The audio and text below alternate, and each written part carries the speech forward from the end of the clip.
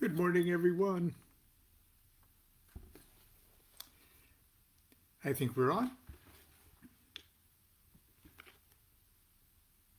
Is this tight?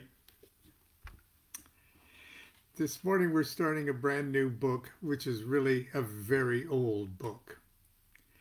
Uh, Officially, it's a 1995 publication from Weiser Books,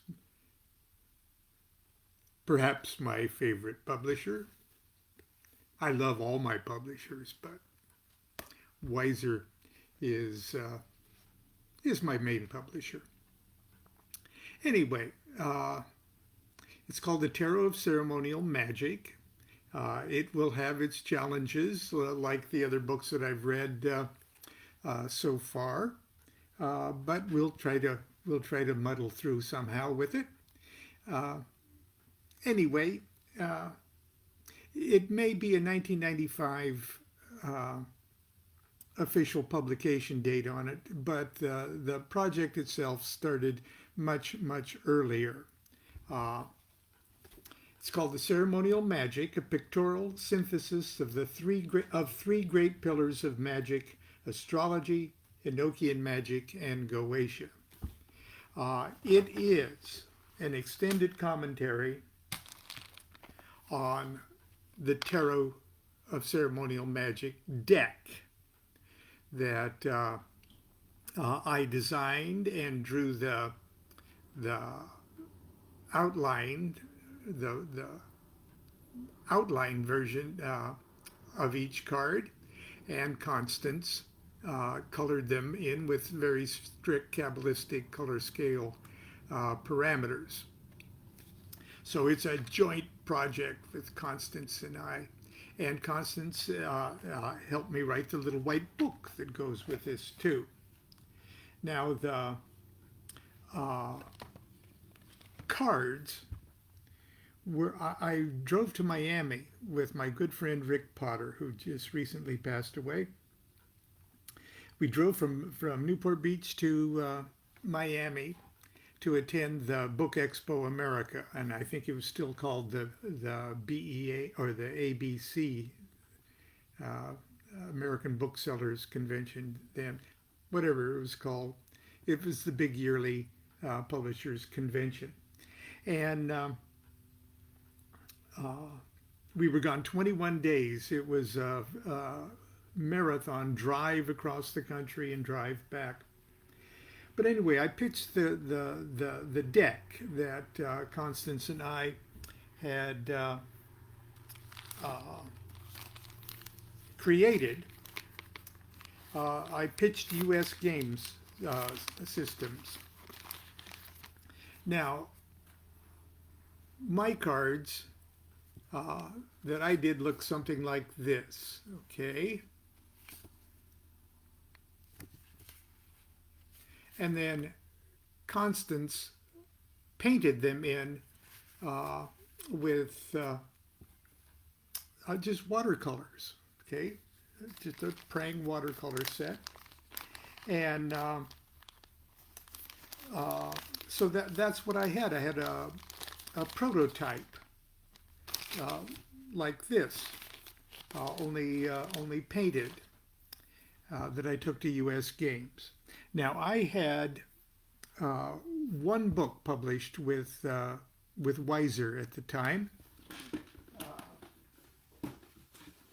This one here, it was called The Magic of Thelema, and now it's called The Magic of Aleister Crowley. But I had one book with Weiser,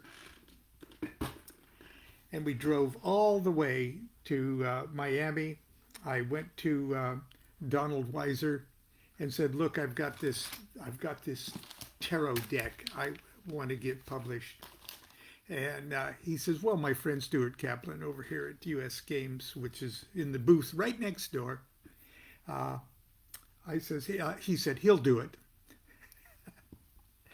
And I go, "Okay." And so he takes me over and he introduces me to Stuart Kaplan.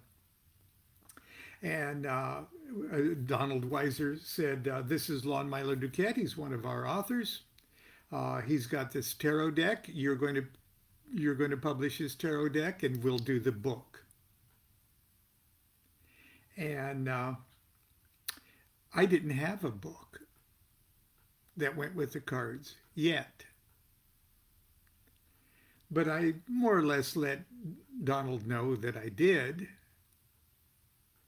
And so within about 10 minutes after arriving at the book expo, I had a commitment from US Game Systems to publish my tarot deck. And I had a commitment with Donald Weiser of Weiser to write the book. So these things take a lot of time. This was probably in 1992 or 1993 and so these things take time.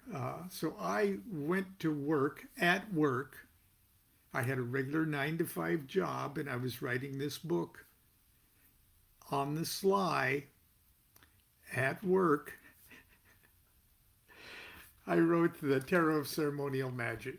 Now the cards and the book and everything, and like most everything in my magical life, was a byproduct of Monday night magic class.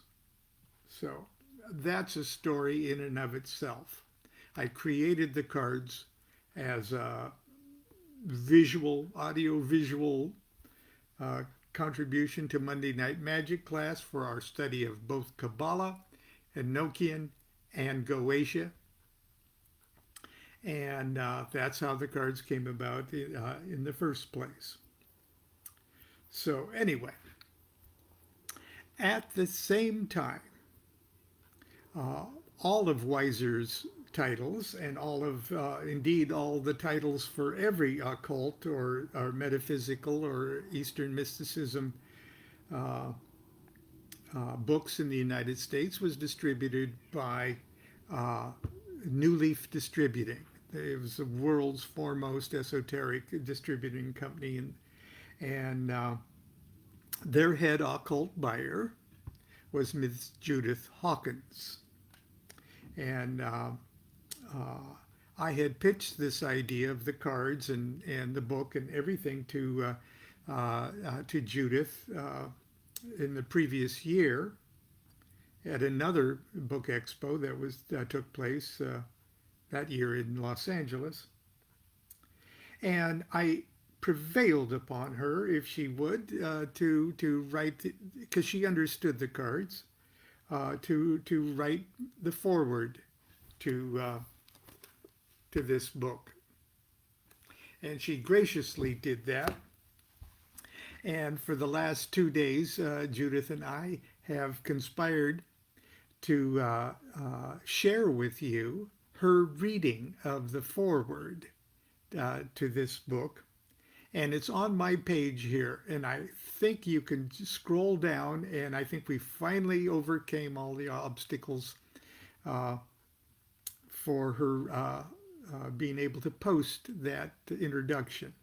And if you can't open it up for some reason, please go to her Facebook page, Judith Hawkins Tillerson, and where she's got it posted, because I really would like you to hear that forward, and I'd like you to hear it in her marvelous own voice. So that being said, let's now pick up the Tarot of Ceremonial Magick. Incidentally, the cards from the US Game Systems went out of print in, I think it was 15 years it was in print with them. It did very well, actually, with US Games.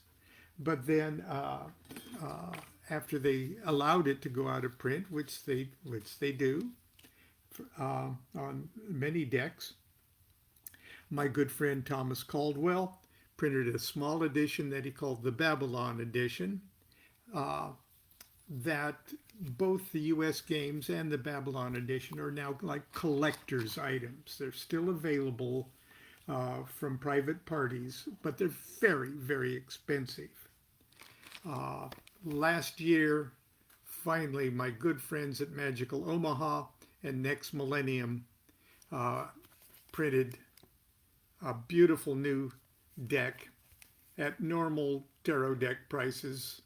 Uh, and it's called Tarot Ceremonial Magick, and the publisher is Next Millennium. It Their edition has nearly sold out, and they're printing up a new edition with a couple little additions. But if you want to order, please do just go to Next Millennium or Magical Omaha, and you can get the cards, because you'll really want the cards to understand the book better. After all of that, it is now time for me to begin the reading on our morning readings of Tarot Ceremonial Magick. I want you to listen to Judith's foreword, so I'll start with my introduction. Next to the signs of the zodiac, the tarot cards are the most popular and recognizable symbols of the occult arts. The last 20 years, whoa, it's longer than that. The last 20 years have witnessed such a proliferation of new decks that many occult and New Age bookstores have literally had to knock out walls to provide display space to accommodate the ever-expanding inventory of new decks and related books. Even mainstream book outlets have surprisingly large tarot sections. One can even receive a tarot reading anytime, day or night, from a wide variety of 24-hour telephone tarot readers who tout their services in slickly produced television commercials. With such an explosion of interest in tarot, one would think that scholarship on the subject would be at an all-time high. Curiously enough, for the most part, this is not the case. With very few exceptions, the new decks are simply novelty versions of the classic designs, or else not tarot cards at all, but a collection of images significant to a wide spectrum of disciplines, philosophies, or cultures. Such projects are a wonderful form of artistic expression, and I hope that the popularity of the medium never wanes. Nevertheless, these products reveal little or nothing of the profound mysteries concealed just below the surface of each of the 78 cards of tarot. Mysteries of creation and of the universe, mysteries of the human soul. An analogy would be if the Rosetta Stone were famous only for its color and hardness. Fortune-telling can be fun, and I'll not argue the fact that the tarot's great popularity stems largely from its use as a parlor game. I confess that I have on one or more occasions attempted to liven up a gathering by cracking out a deck of tarot cards and telling the credulous souls what they want to hear. Oddly enough, I seldom know at the time that it is what they want to hear. Even in this cavalier application, the cards seem to focus natural psychic abilities, and I have great respect for the abilities of a talented reader of tarot. But the cards are much more than 78 buzzwords which can be shuffled and randomly chosen to answer specific questions. The tarot is a living mandala, a graphic pictorial breakdown of the mechanics of creation. Now, I've got a footnote here after I use the word creation, and I'm going to read it. I'm not going to read all the footnotes, but this one's important. Let me assure the reader that my use of the word creation does not imply that I subscribe in any way to a belief in an anthropomorphic creator, or the absurd fairy tale that is the literal interpretation of the creation myth of Genesis.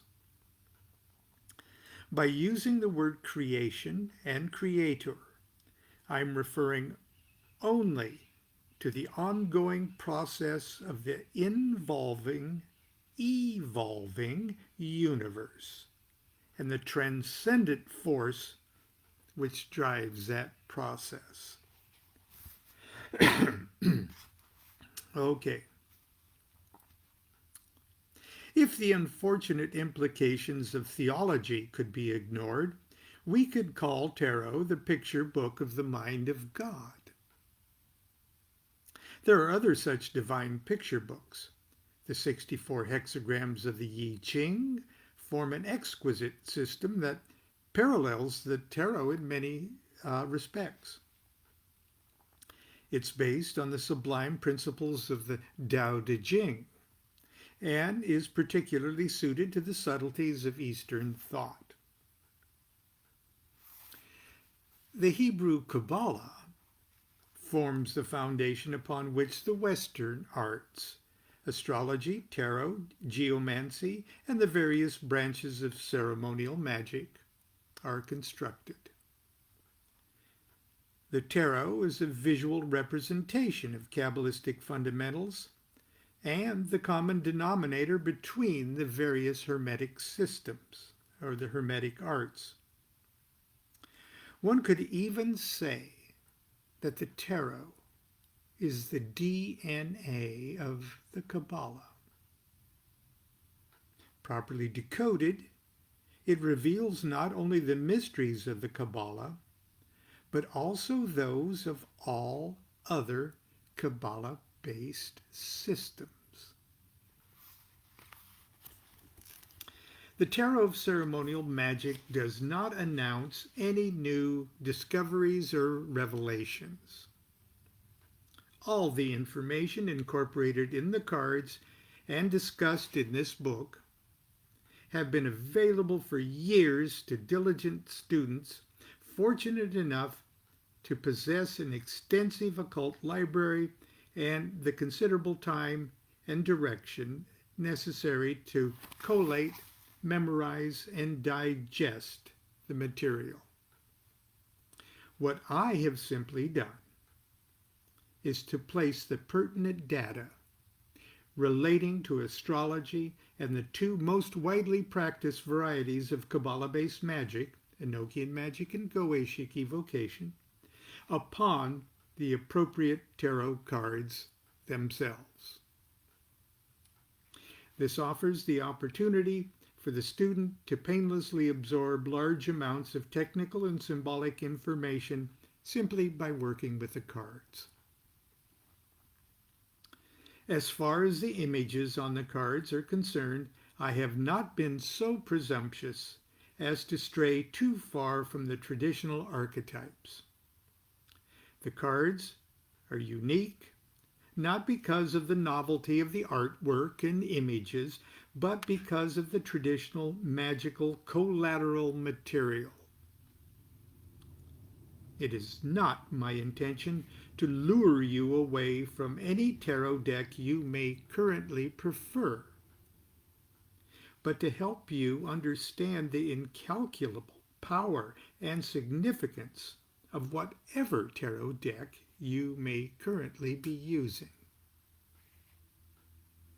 While it is relatively easy to find someone who's knowledgeable concerning the occult arts, it's very rare indeed to meet someone who actually practices them.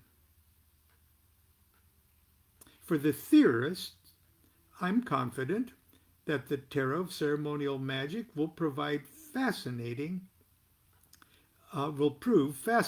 and informative.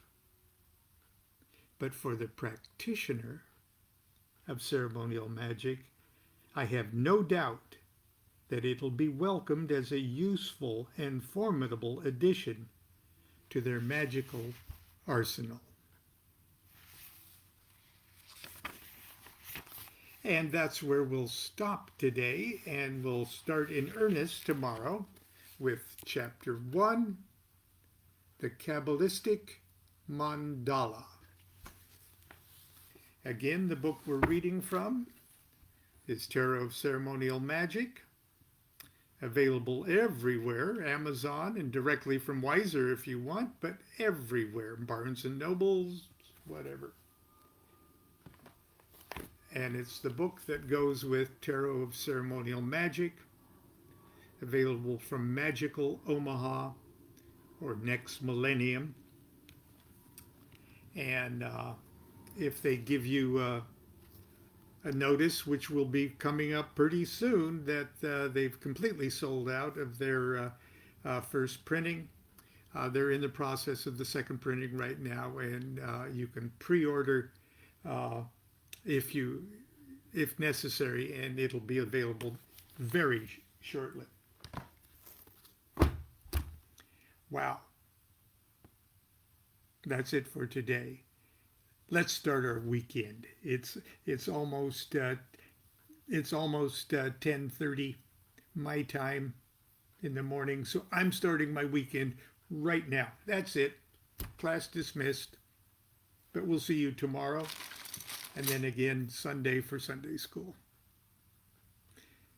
Continue to be good to yourself and be good to each other. Do what thou wilt shall be the whole of the law. Love is the law. Love under will.